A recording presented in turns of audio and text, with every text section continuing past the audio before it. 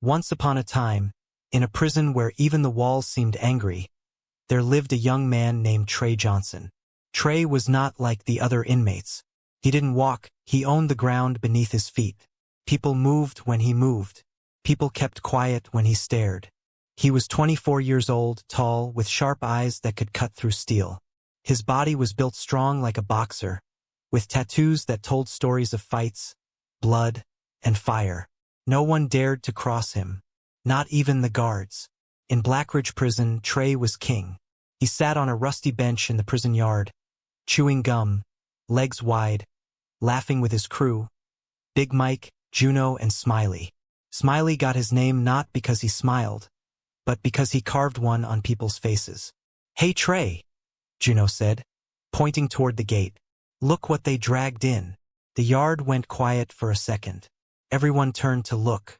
An old man stood at the entrance, surrounded by 2 guards. He looked ancient. His white hair was tied back in a simple knot. His shoulders were bent. His clothes, plain brown pants and a loose shirt, hung on him like curtains. In one hand, he held a wooden cane. His eyes didn't blink much. They just scanned the yard, slow and calm. "What the hell?" Trey laughed loud. "Is that someone's grandpa? Did they drop him off at the wrong place?" The inmates chuckled. The guards led the old man to a bench near the fence. He sat without a sound, placing his cane carefully beside him. "What's his name?" Smiley asked. "Lee." Juno read off a slip of paper he stole from a guard. "Lee Jian, 89 years old." 89. Trey choked on his gum. "Why's an 89-year-old man in maximum prison?" "Doesn't say," Juno shrugged. "Murder charge. Life sentence." The whole crew burst out laughing. "Murder," Trey repeated. "He probably tripped and someone died of boredom." The jokes flew, but the old man didn't move. He just sat, hands folded, eyes steady on the sky. "Let's go say hello," Trey smirked. He stood, and the whole yard seemed to lean back a little. When Trey moved, something dangerous followed behind him, like heat from a fire. He walked slowly toward the old man. Some inmates stopped working. Others pretended not to look. Trey stood over Mr. Lee and grinned. "You comfortable, Grandpa?" Mr. Lee didn't answer. Trey bent lower. "You deaf?" Still no answer. The gang leader clicked his tongue, then snatched the cane. "Nice stick. You walk with this? Or is it a sword in disguise?" Still, Mr. Lee did not react. Trey tapped the cane against the bench. "Say something. You mute too." One of the guards nearby glanced over, but said nothing. This was Trey's playground. Everyone knew better than to interfere. Trey suddenly shoved the old man's shoulder. "Hey, I'm talking to you." Mr. Lee shifted slightly but didn't fall. He looked at Trey slowly, like he was staring at a bug crawling across glass. "Do you have a name?" Trey asked, mocking. The old man's lips finally moved. "I do." His voice was soft, calm, not shaky, not scared. "What is it?" Trey asked, leaning closer. "Lee," the old man said simply. "Just Lee." "Lee what?" Trey scoffed. "Lee Enching victim?" Smiley laughed hard behind him. "You talk like you've got something to prove," Mr. Lee said quietly. Trey blinked. The way the old man said it, like he wasn't scared at all, like he wasn't even joking. Trey's eyes narrowed. "You got jokes now?" Mr. Lee went silent again, calm, unbothered. Trey stepped back and threw the cane on the ground. "You want to live long in here?" he said, voice cold. "Then you better learn fast. This ain't a tea house, old man. This is my yard. You don't speak unless I say you can." He turned and walked away, but the silence that followed was thick. The laughter didn't come this time. The old man sat back straight. His hands still rested in his lap. His face was still as water. Juno leaned toward Trey as they walked off. "Something about him feels weird." "Weird," Trey said, annoyed. "He's 100 years old and smells like dust." "What's weird?" Juno hesitated. He didn't flinch. Not once. "So, I'm just saying, guys like that either don't care or don't need to." Trey stopped walking. He turned to look at Mr. Lee again. The old man hadn't moved. Later that night, in the cell block, Trey sat on his bunk tossing a ball against the wall. The room echoed with sharp smacks each time it hit. 89, he said under his breath. What kind of crime keeps an old fart like that locked up? Big Mike shrugged. Maybe he forgot to pay taxes. Or maybe he used to be a ninja. Smiley laughed. Juno didn't laugh. Yo, Trey said. You scared of him? No, Juno said. But I ain't dumb either. Trey leaned forward. Then let's teach Grandpa the rules tomorrow. Nobody walks into my yard like they own air. He crushed the ball in his palm. Let's see if his bones crack like dry sticks. The next morning came with loud voices and metal bars clanking. Blackridge Prison didn't care if you slept well. The lights flicked on before the sun. Guards yelled for roll call. Some inmates groaned. Some just stood in silence. But one thing was clear. Everyone wanted to know what Trey would do next about the old man.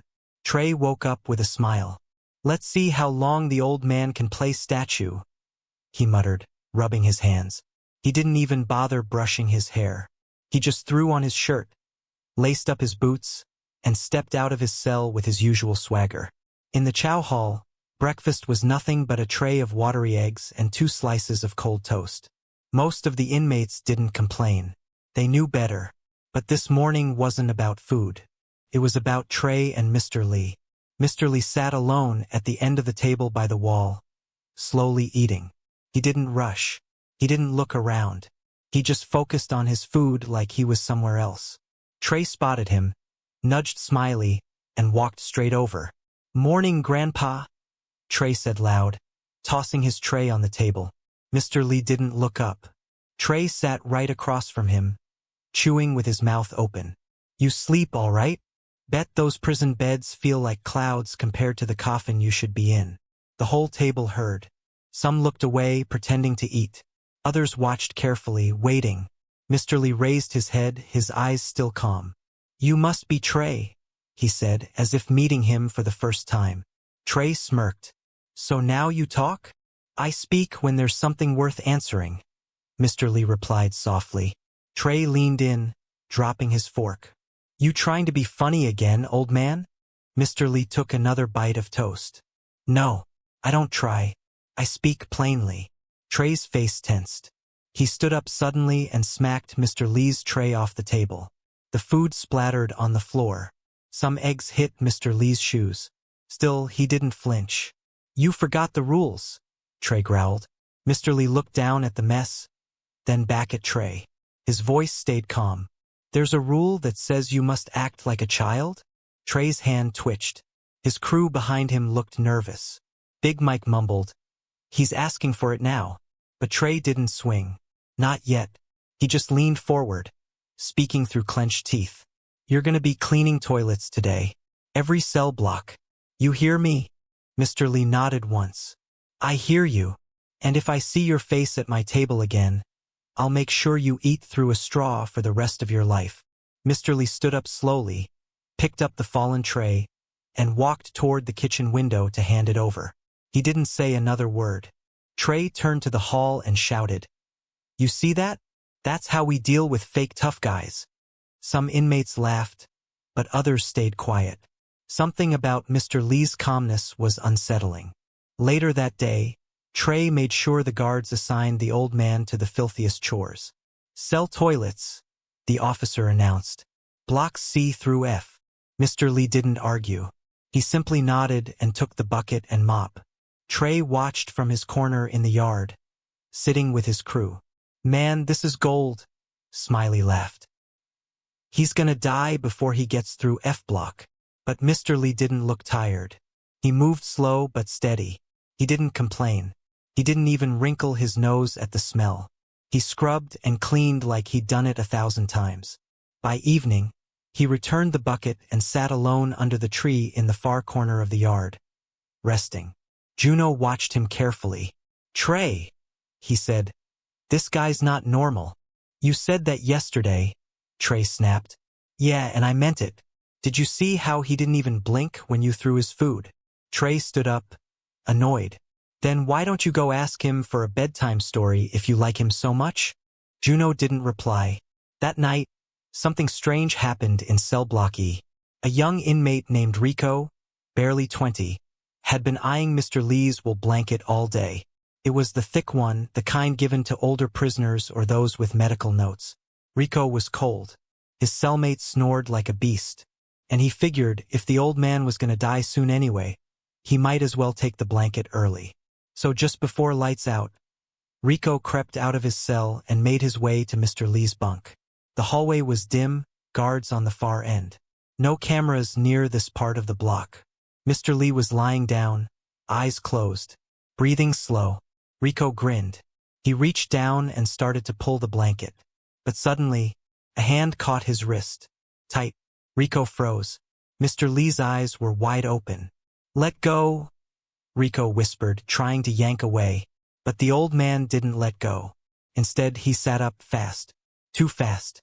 Before Rico could blink, he was spun around, twisted, and dropped on the floor with a loud thud. Rico gasped, holding his shoulder.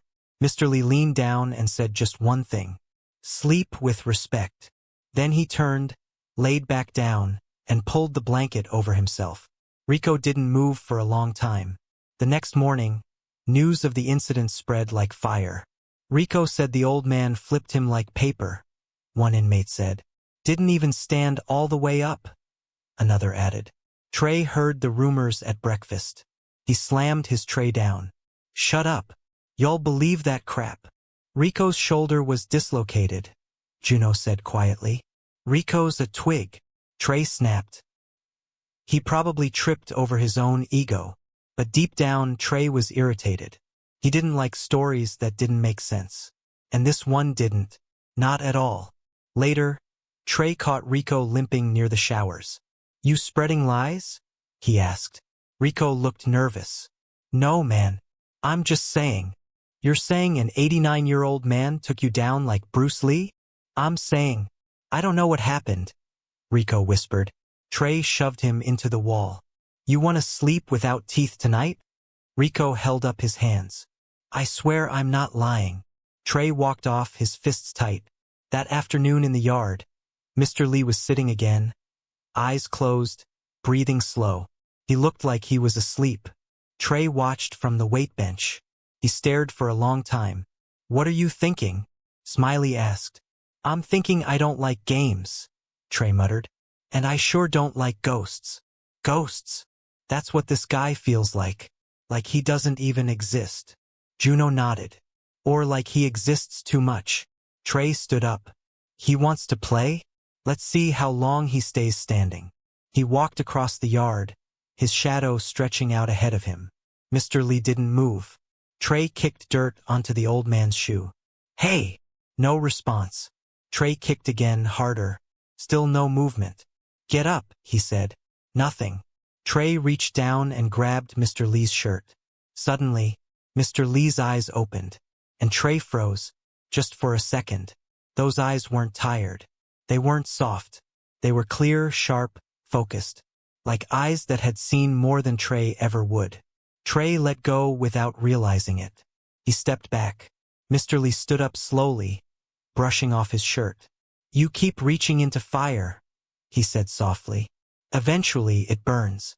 Trey blinked. "What did you say?" "I said, be careful."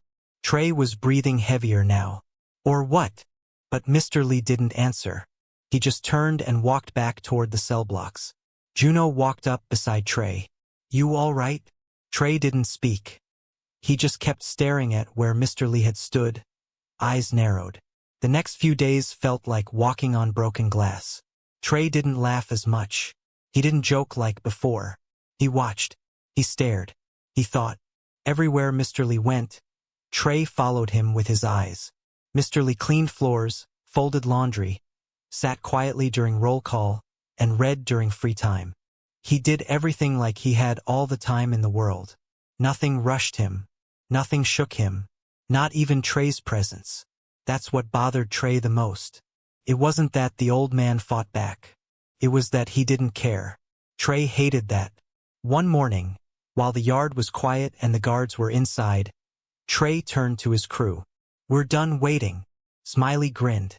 "Finally. I want to see what happens when we push him for real," Trey said. Big Mike cracked his knuckles. "You want pain or just fear?" "I want both," Trey said. Juno didn't speak. He just looked at the floor. "You in?" Trey asked, locking eyes with him. Juno hesitated. Then he nodded. Trey smiled. "Good." Yard time came that afternoon. The sun was high, no clouds. The weight bench was busy, but the far side of the yard, the place near the fence and dead grass, was empty. That's where Mr. Lee usually went. He liked the quiet. Trey planned it well. "Here's what we'll do," he whispered to his crew as they crossed the yard. Mike and Smiley cut him off. "I'll walk straight. Juno, stay behind him." "Blades?" Smiley asked. "Keep it in your pocket," Trey said. "Don't use it unless he pulls something." "But he won't," Mike chuckled. "He better not," Trey said flatly. Mr. Lee sat on a concrete block near the fence, his cane resting by his side. His eyes were half closed, face calm like someone meditating. Trey walked straight toward him, face tight, shoulders sharp. Mike and Smiley circled wide and closed in from the sides. Juno walked slowly behind. They formed a box around him. Mr. Lee didn't move. Trey stood just inches away, looking down. "You enjoying your peaceful time, old man?" Trey asked. Mr. Lee slowly opened his eyes and looked at Trey, then at each man around him. "Yes," he said quietly. "That's about to change." Mr. Lee blinked once. "Is that so?" "Stand up," Trey ordered. Mr. Lee stayed still. "Why?" "Because I said so." Mr. Lee didn't respond. Trey grabbed the cane and tossed it across the yard. "Now stand up." Mr. Lee sighed and pushed himself to his feet. His body looked weak, his back curved, his legs thin, but something in his eyes stayed steady. "Let me ask you something," Trey said. "You ever been jumped before?" Mr. Lee raised an eyebrow. "Jumped?" "Yeah," Smiley said. "You ever had your face kicked in?" Mr. Lee looked at each of them slowly. "You all seem very young," he said. "Strong bodies, loud voices, but very little peace in your eyes." Mike growled. "You calling us stupid?" "I'm calling you restless," Mr. Lee said. Trey stepped forward. "Enough talking." He shoved Mr. Lee hard in the chest. The old man stumbled a step back but didn't fall. Mike stepped in next and gave him a quick push from behind. "Fall already, Grandpa." Mr. Lee turned and looked over his shoulder. "Do you push trees too, hoping they'll fall?" "What?" Mike snapped. Smiley reached for his pocket. But before he could touch it, Mr. Lee moved, and everything changed. It happened fast. No one saw where his hands went. They just heard the sound of air being cut. Smiley's blade flew from his hand before he even held it fully. It clattered on the ground 10 feet away. Mike rushed forward with a roar. Mr. Lee shifted sideways, caught Mike's arm, twisted it sharply, and flipped him over his own back like he weighed nothing. Mike hit the ground with a painful thud. Smiley backed away. What just?" Mr. Lee stepped forward. Smiley swung a punch. It never landed. Mr. Lee ducked, stepped into his space, tapped his chest, and swept his leg in one clean motion. Smiley spun midair before crashing on his back. Juno didn't move. He just stood behind, frozen. Trey's mouth opened slightly. His fists clenched. His heart pounded. Mr. Lee turned and looked at him. Trey pulled out his shiv. Sharp metal wrapped in cloth. He stepped forward, slow. Mr. Lee raised both hands. "No need," he said. Trey swung anyway, fast. But somehow the blade didn't land. Mr. Lee turned with the movement, gently guiding Trey's arm past him, then pulled his wrist and locked it behind his back before Trey could blink. Trey struggled, gasping. But Mr. Lee leaned in and whispered, "You are not ready to hold this kind of anger." He let go. Trey stumbled forward. He turned around, red-faced, breathing heavy. But Mr. Lee had already stepped back. Smiley groaned on the floor. Mike was coughing. Juno still hadn't moved. A few inmates nearby had seen everything. Some stared in disbelief. Others backed away, pretending they hadn't seen a thing. The guards were still inside. The moment ended quietly. Mr. Lee bent down, picked up his cane, and walked away. No limp, no sweat. He didn't look back. Trey sat alone in his cell that night. He hadn't spoken since the yard. His knuckles were still tight. His arm ached where Mr. Lee had twisted it. He kept thinking about what happened. The speed, the control, the calm. Mr. Lee hadn't looked afraid. Not once. He hadn't even looked angry. Just steady. Like he'd done this before. Like this was easy. Trey had never felt this way. Not even during street fights. Not even when he was arrested. This wasn't fear. It was confusion. And something worse. It was respect. The kind he didn't want to give. Meanwhile, in the library, Miss Doreen flipped through an old book, her fingers trembling. She stared at the page. Picture. A young man, in a white robe, standing on one leg on a rock, arms out, balanced. His eyes looked just like Mr. Lee's. She gasped. Below the photo, Li Jian, Kung Fu master of the Wudong Mountain School, vanished 30 years ago after defeating 5 challengers in one night. She closed the book quickly and whispered, "Oh my lord!" Back in the cell block, Juno sat with his hands clasped. Smiley had a bandage across his nose. Mike had a brace on his elbow. Trey sat quietly, staring at the floor. Nobody spoke. For the first time in Blackridge prison, the king had nothing to say. And everyone in the yard started to whisper a new name. Not Trey, not Smiley, not Mike, not even Juno. They whispered, "The old man." But in some corners, another word began to slip between lips. Master. The prison did not feel the same after that day in the yard. Something had changed. You could feel it in the way the air moved. You could hear it in how people spoke in whispers instead of loud talk. It was like the walls themselves were watching now. Mr. Lee was no longer just the old man. He was something else. Something nobody could explain. The story about the fight traveled faster than smoke. Inmates who hadn't even been near the yard swore they saw everything. Some said Mr. Lee didn't move at all and the others just fell. Some said he flew. Others said he had no shadow. People make stories when they are scared. And now everyone was scared.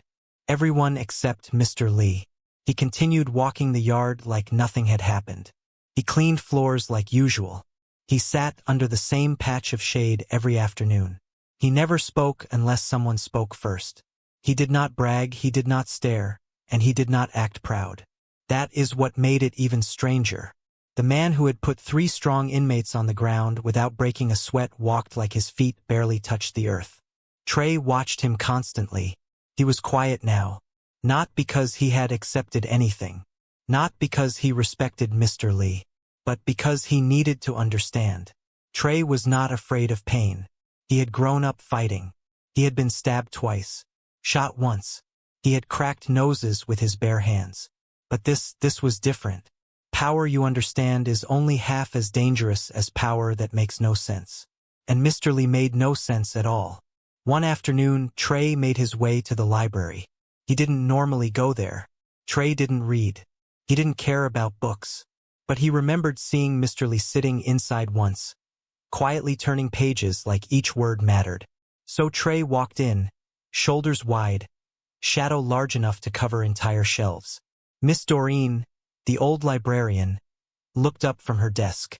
She was small, with silver glasses and tired eyes that looked like they had seen too much but never judged anyone for it.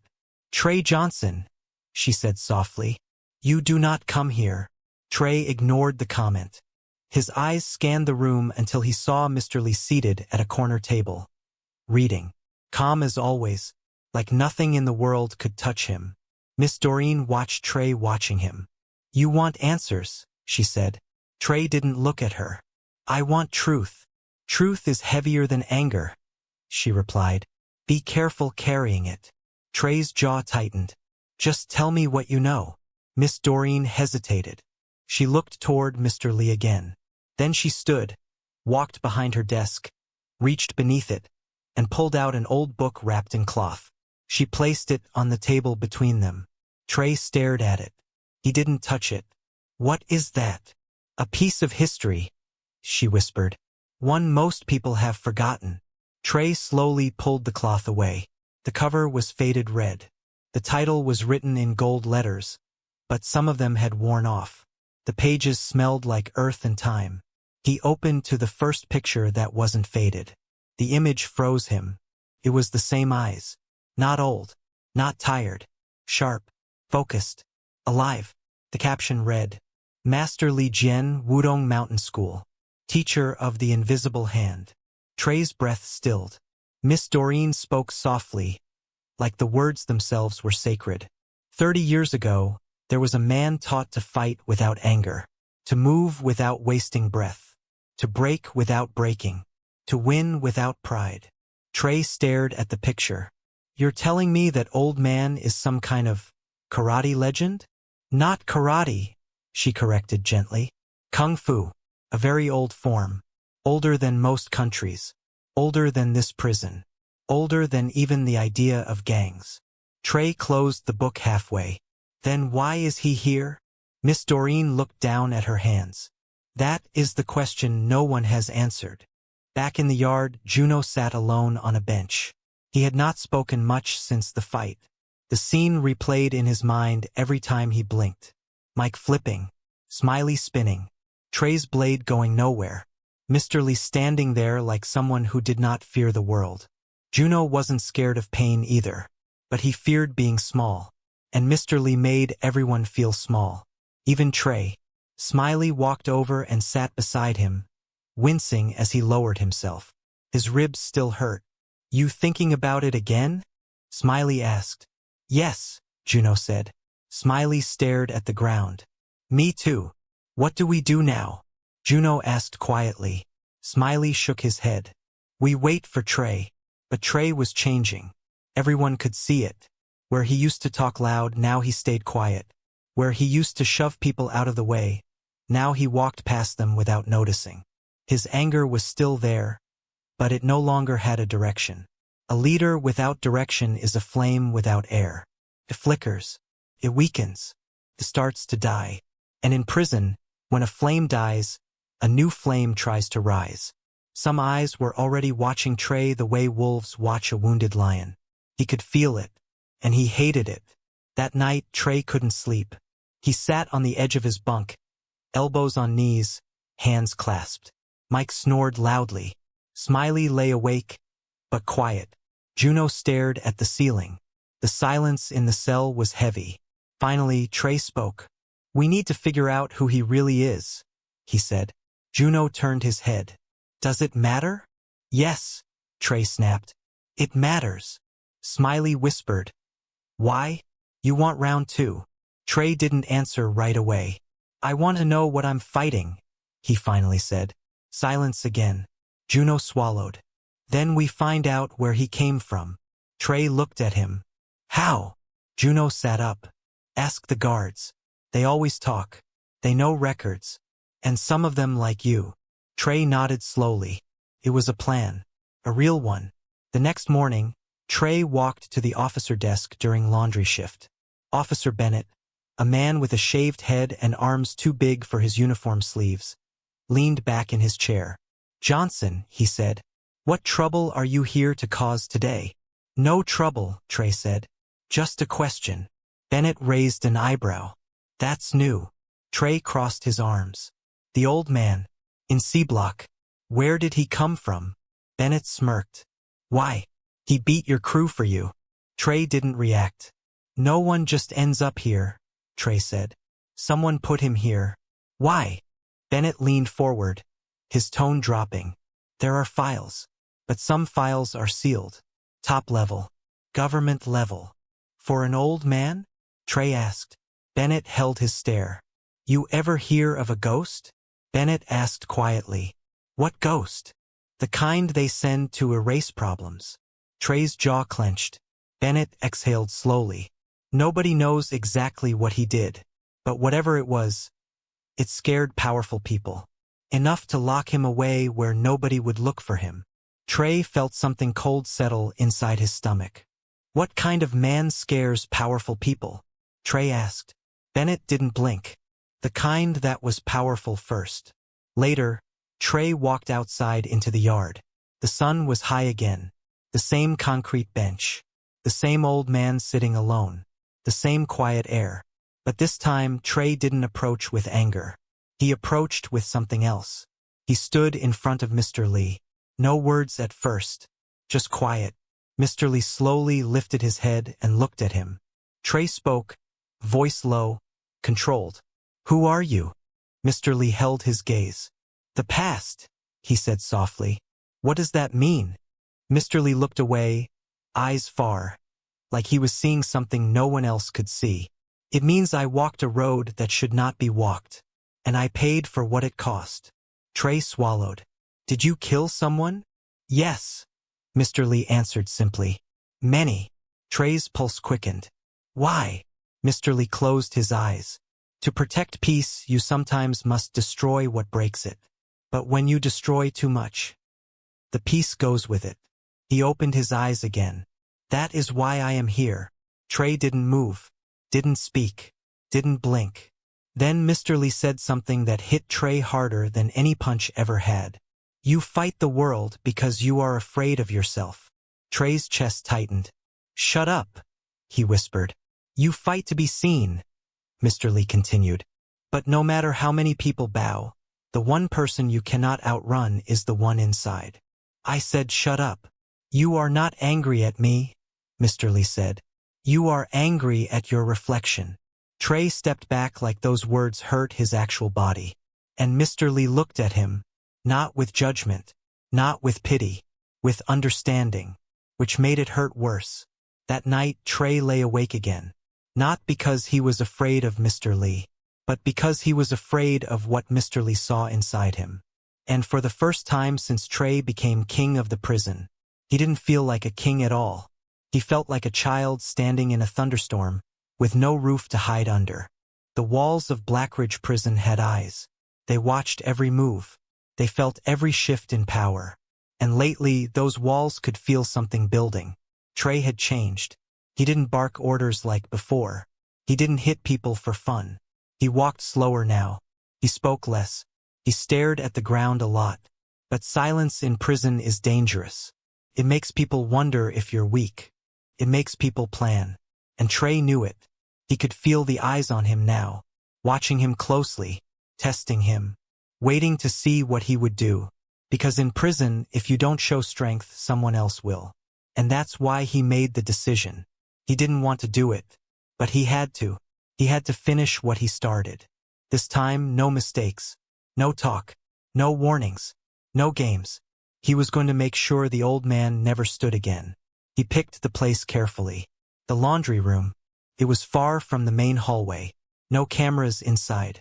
Only one way in, one way out. The machines made enough noise to cover anything. And it was easy to lock. Trey planned every second of it.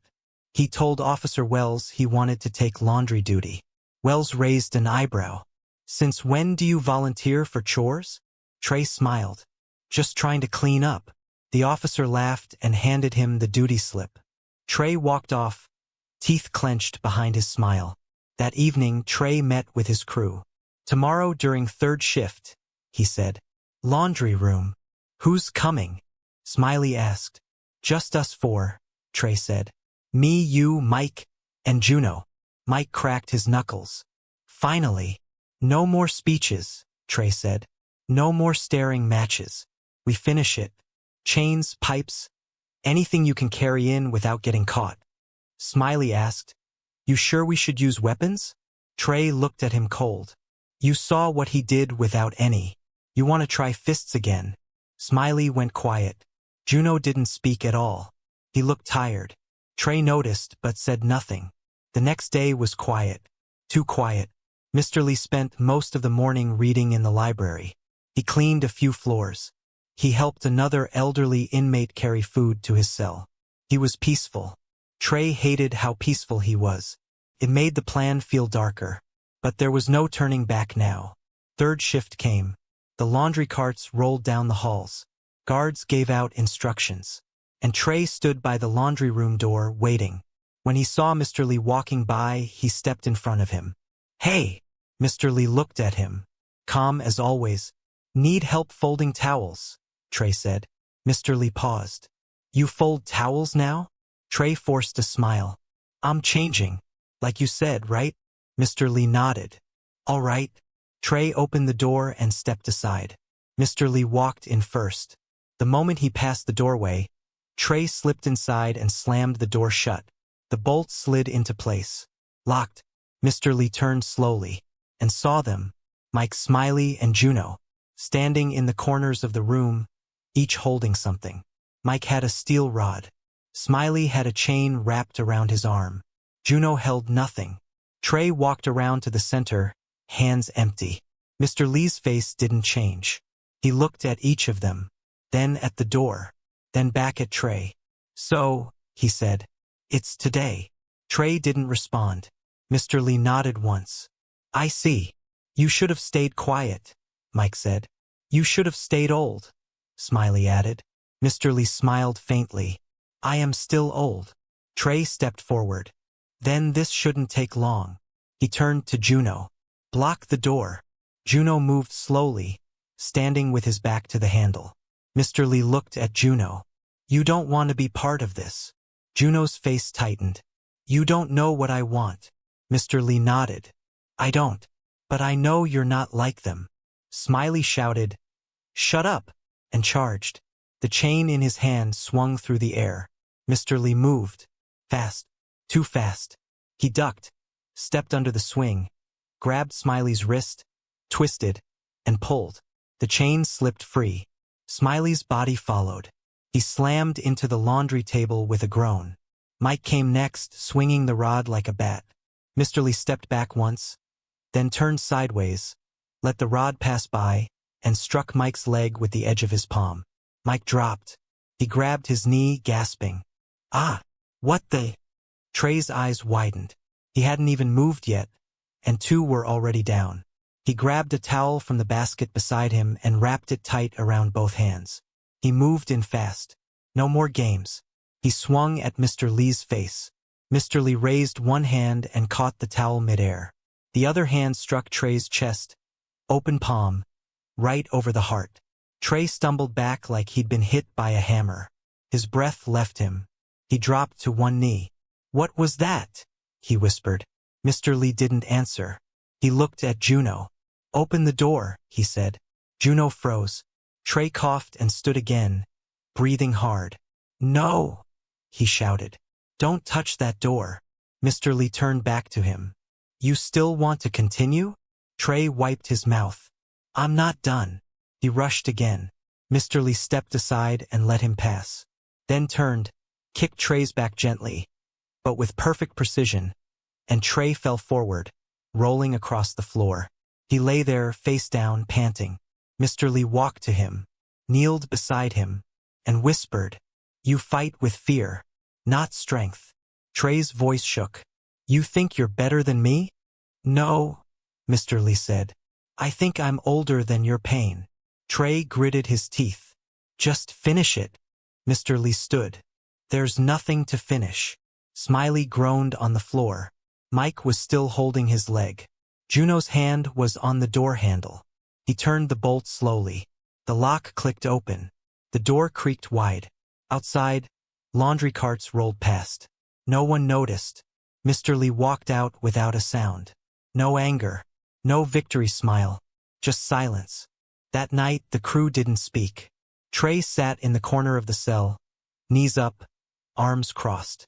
Mike lay on his bunk with ice on his leg. Smiley didn't take off his shirt. His ribs were bruised. Juno sat on his lower bunk, staring at nothing. They had planned everything.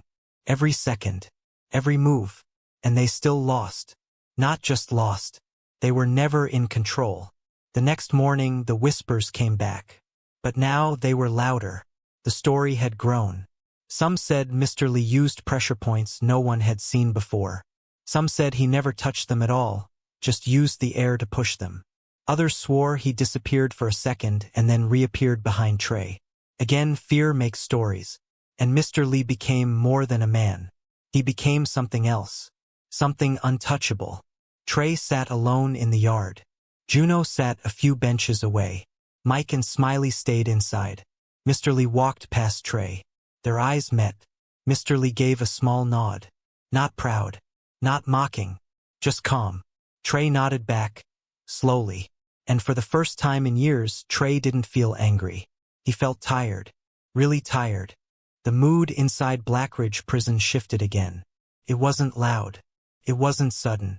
It was quiet, like a thick fog that rolled in without warning. No one spoke about the laundry room fight openly. No one needed to. The way Trey's crew walked slower. The way Smiley flinched when someone bumped him. The way Mike stayed close to the wall with a limp. All of it spoke louder than words ever could. And then there was Trey, once the lion of the prison yard. Now sitting alone, silent, shoulders heavy. He wasn't broken, but he wasn't the same. He was thinking, and everyone noticed. Juno was the first to say it out loud. Trey's not right. He sat across from Smiley in the cafeteria. His voice was low, almost like a whisper. Smiley didn't answer at first. He stirred his food but didn't eat. Juno leaned closer. You see it too, right? Smiley shrugged. You want him to act like nothing happened? No, Juno said. But I want him to talk. Something. He's thinking, Smiley said. Let him think. Juno looked across the room. Trey sat alone at the far end, arms folded, eyes down, not touching his tray. He hadn't spoken more than 10 words all day. The only person who didn't seem affected by the change was Mr. Lee. He was still doing the same things. Reading in the mornings, cleaning during shifts, sitting under the tree in the yard. And each time he walked by, inmates stepped out of his way, not from hate or respect, but something deeper. Fear mixed with wonder. Some called him Master. Others just whispered, "Don't mess with the ghost." Later that evening, Officer Bennett sat with Miss Doreen in the break room. He poured 2 cups of instant coffee and slid one across the table. "You seen how quiet it is lately?" he asked. Miss Doreen nodded. Bennett sipped. "Feels unnatural. Peace feels unnatural to people who've lived in noise too long," she said softly. Bennett raised an eyebrow. "You think this is peace?" "I think it's what comes after fear," she replied.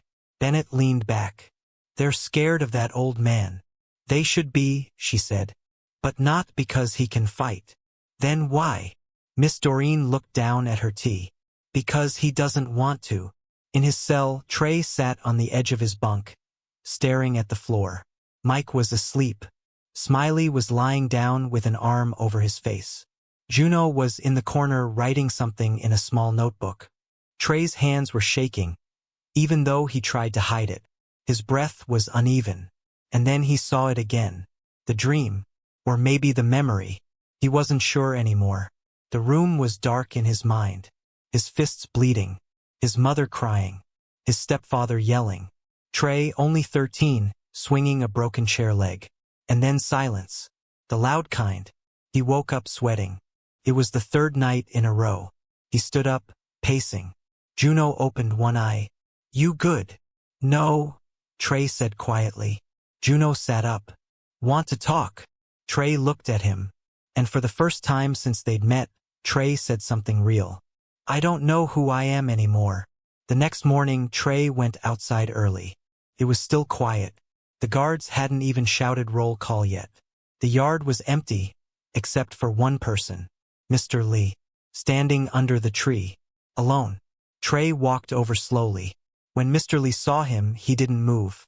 He just waited. Trey stopped a few feet away. "I had a dream," Trey said. Mr. Lee nodded. "We all do. It wasn't just a dream. It felt real." Mr. Lee said nothing. Trey stepped closer. "When I was 13, I hurt someone. Bad." He looked down.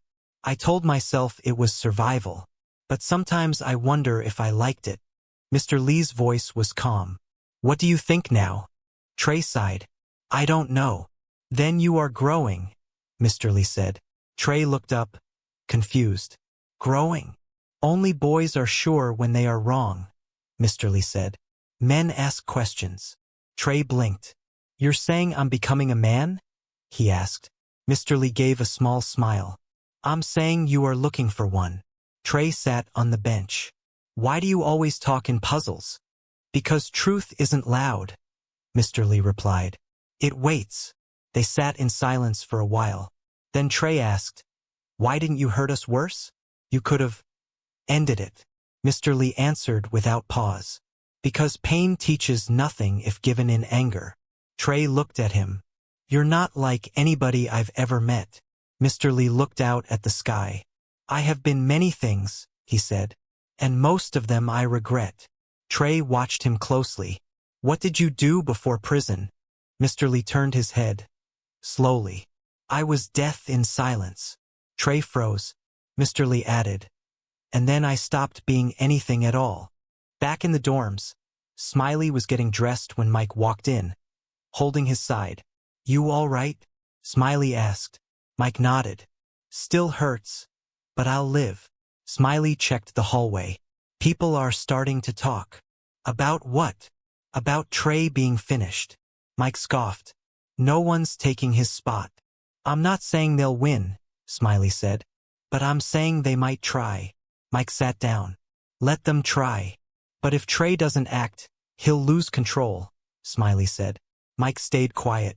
Then finally asked, and if he doesn't want control anymore? Smiley looked at him. That was the scariest thought of all. Later that day, Trey was called to the warden's office. Warden Hale was a thin, sharp man with white hair and eyes that never blinked too long. He folded his hands on the desk. You've been quiet lately, Johnson. Trey nodded. Good behavior, he said.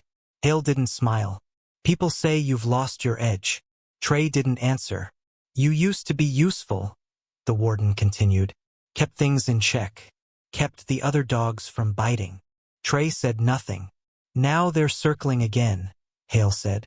And I don't like circles. They turn into fires. Trey leaned forward. So what do you want me to do? The warden tilted his head. Be who you were. Trey shook his head. I can't. Why not? Trey stood. Because that person was empty. He walked out without waiting to be dismissed. The warden stared at the closed door for a long time. Then he whispered, Then this place will eat you alive. That night, a fight broke out in the shower block. 2 younger inmates tried to jump one of the older ones. No reason. Just power. Trey was there. He watched it happen. Everyone expected him to step in. He didn't. He just watched. Mr. Lee passed by the hallway as guards rushed in to stop the fight. He looked at Trey. Their eyes met. Mr. Lee said nothing, but his face asked a question. And Trey hated how clear it was. Who are you now? In the library, Miss Doreen pulled out a letter. It was old, yellow with age. She opened it gently. Inside, a photo. A younger Li Jian, kneeling in front of a temple. Behind him, students, all in robes, all standing straight. She looked at his face in the photo, then glanced toward the window where the prison yard could be seen in the distance. You came so far, she whispered, but you carried all of it with you. She folded the letter back into the envelope, and this time she wrote a new one. Outside, in the corner of the yard, Trey was still sitting. He didn't hear the voices around him. He didn't care about the glances. He was thinking. He was remembering. The old Trey would have crushed anyone who looked at him wrong. But now he didn't want to crush anything. He wanted to understand. He wanted to breathe without feeling like the world was a war. But in this place, peace was dangerous. Peace made people look weak. And weakness got you killed. So the question stayed burning in his chest. Can I be someone else in here and still survive? In his cell that night, Trey looked at the ceiling. He whispered to himself over and over, I'm not scared of him. I'm not scared of him. I'm not. But the truth was louder than his words. He wasn't scared of Mr. Lee's fists. He was scared of what he saw in his eyes. Stillness, control, freedom. And Trey had never had any of those things. Not once. Meanwhile, in her tiny staff room, Miss Doreen sealed the new envelope and placed a stamp on it. She wrote the address of a kung fu school in rural China. It was the last known location of the Wudong Mountain School. She wrote only one sentence inside the letter. Your master is alive. The prison lights flickered that morning. Not from power failure, but something else. Something in the air. Like the walls themselves were waiting. Inside the dorm, Trey sat on the edge of his bunk. He didn't eat. He didn't speak. He just stared at the floor like he was trapped inside a question. Smiley broke the silence. "You gonna do it?" Trey didn't look up. "Do what?" "You know what," Smiley said. "The final round. Everyone's talking about it." Juno, from the corner bunk, added, "They say if you don't face him now, someone else will. And if someone else wins, you're done." Trey took a deep breath. "I know," he said. Mike, still nursing his leg from the laundry fight, looked uneasy. "You sure you want to go again?" Trey finally looked at them. "I'm not going to beat him," he said. The room went quiet. Smiley frowned. "What?" "I'm not going to beat him," Trey repeated. "I just want to face him." Juno asked, "So why challenge him at all?" Trey stood, slow and calm. "Because it's not about winning anymore." Word spread fast. By noon, every inmate had heard it. Trey called him out. One last fight. No blades, no backup. Just one-on-one. The location, the old chapel. No guards posted there anymore. The roof leaked. Half the benches were broken. But it was quiet and private. Exactly what Trey wanted. Mr. Lee heard about it while folding bedsheets in the supply room. He didn't look surprised. Officer Bennett walked past him and paused. "You gonna show up?" he asked. Mr. Lee looked at him calmly. "Wouldn't miss it." Bennett studied his face. "Why do you even bother with these boys?" Mr. Lee folded another sheet. "Because one of them is still trying." The old chapel was dim when Trey stepped inside. Light poured through broken windows. Dust floated in the air. The smell of old wood and rust filled his nose. He looked around. Benches crooked. Floor cracked. But this was the place. Felt right. He stood in the center, waiting. Minutes passed. And then he heard the cane. Tap, tap, tap. Mr. Lee entered the chapel slowly, calm as ever.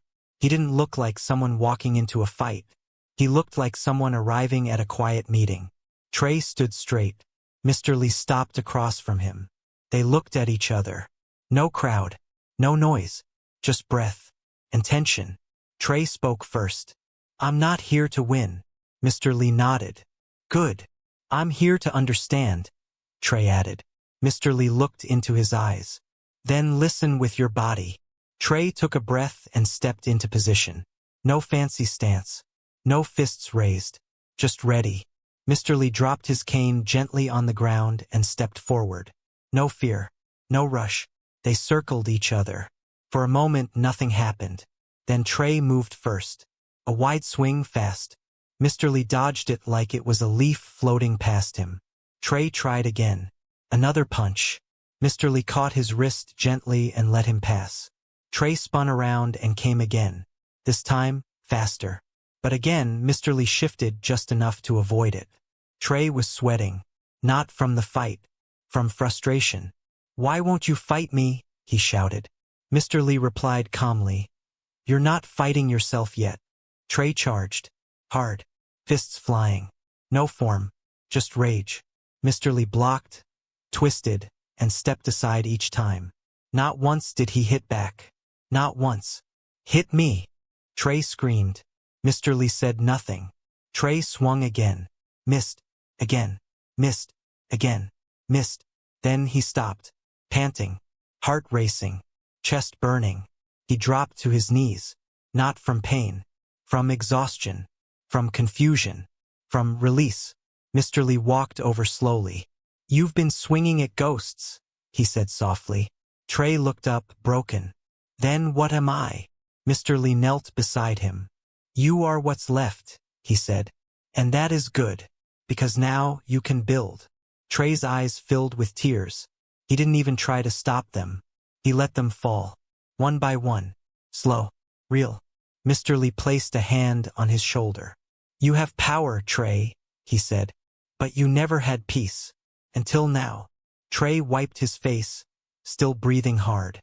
"I don't want to lead with fear anymore." Mr. Lee smiled gently. Then stop being afraid of who you are. They sat there in silence. Two men. One young, one old, but both carrying weight too heavy for the soul. Outside, inmates waited.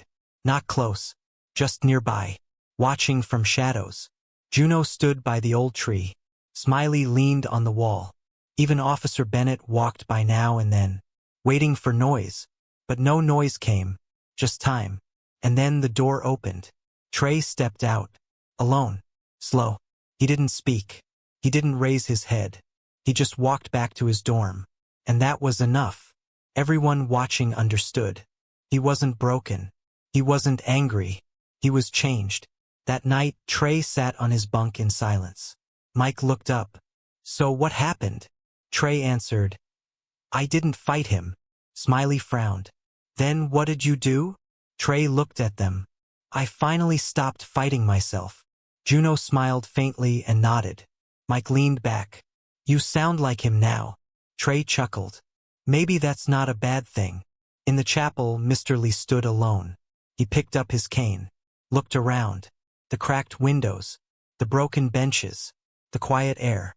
Then he turned and walked out. His face calm, his heart steady, his path clear. Days passed, then weeks. But Blackridge Prison had never been this quiet. Not dead, not stiff, just calm. Like the air had been cleaned. Like something heavy had finally been lifted off everyone's back. The fights slowed down. The noise faded. Even the guards noticed it. Officer Bennett leaned against the yard gate one afternoon and muttered, Feels like someone turned the volume down in here. Miss Doreen passed him on her way from the chapel. She smiled. Maybe someone finally listened. Inside the cell block, Trey was sweeping the hallway. No one told him to. He just did it. His body moved slower now. Not because he was tired, but because he didn't have to rush anymore. He didn't walk like a king. He didn't walk like a ghost. He just walked like a man who had seen both sides and picked something else. Juno came around the corner, holding a book. You done already? He asked. Almost, Trey replied. Few more corners. You coming to meditation later? Trey looked up. You're leading again? Juno nodded. Mr. Lee said I was ready. Trey gave a small smile. Then I'll be there. Yes, Mr. Lee was now teaching again. Not martial arts. Not fighting. But silence. Breathing. Stillness. He never stood in the middle of the yard to shout or teach moves. He just sat in the old chapel during evening hours. And the inmates came, one by one. They sat around him on the broken benches. No yelling. No questions. Just silence. And when someone was ready, they asked. And when Mr. Lee answered, he spoke with few words. But they always felt full. Smiley had stopped wearing his ego-like armor. Mike still limped a little but no longer used his fists to talk. Even Rico, the small inmate who once tried to steal Mr. Lee's blanket, now helped clean the chapel floor before every session. Change didn't happen fast. But it happened. And nobody forced it. It grew on its own, like a seed planted in bad soil, finally finding water. In the staff wing, Miss Doreen received a letter. She opened it carefully. Came from a place far away. Wudong Mountain School. The letter was simple, written in neat, respectful strokes. We thank you for the news. We have not seen our master in decades, but we believe the world still needs him more than we do. If he wishes to return, the gates are open. If not, we are honored to know he still walks among us. She folded the letter and held it to her chest for a moment. Then she walked to the chapel and left it on the altar. Mr. Lee would find it in his own time. That evening, as the sun dropped behind the walls, Trey stood by the chapel door. He took a deep breath before walking in. Mr. Lee sat on the front bench, eyes closed, hands folded. The room was quiet. Juno sat to one side, Smiley near the back, Rico by the window. Trey sat down slowly and waited. Mr. Lee opened his eyes and looked around. He nodded once. Then he spoke. Peace is not the end of war. It is the choice to stop carrying it. No one said anything, but something inside Trey felt like it finally unlocked. After the session, Trey stayed behind. He walked up to Mr. Lee as the others left. I think I know now, Trey said. Mr. Lee looked at him. Know what? Who I want to be. Mr. Lee waited. I don't want to be king anymore, Trey said. Not of fear. Not of anything. Mr. Lee nodded. Then stop wearing the crown. Trey looked down. I think I already dropped it. Mr. Lee smiled. Then walk forward. 1 week later, the prison hosted an event. Something they hadn't done in years. A reflection day.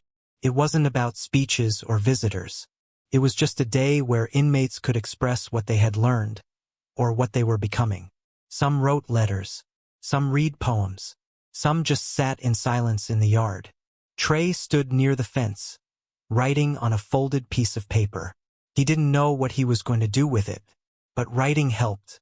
Mr. Lee stood near the tree, not talking, not teaching, just there. His presence alone kept the space safe. That night, Trey slipped the paper under Miss Doreen's office door. She picked it up later and read it. It said, I was born in a place where pain raised me. I learned how to hurt because it made people move out of my way. But now I understand. There's more power in holding still than in throwing fists. Mr. Lee didn't just fight me. He showed me myself. And I saw a man I didn't want to be anymore. So I let him go. I don't know what I'll be next.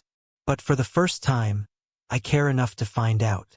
She wiped her eyes gently and placed the note in her drawer with others that mattered. Mr. Lee never left a goodbye note. One morning, the chapel was empty.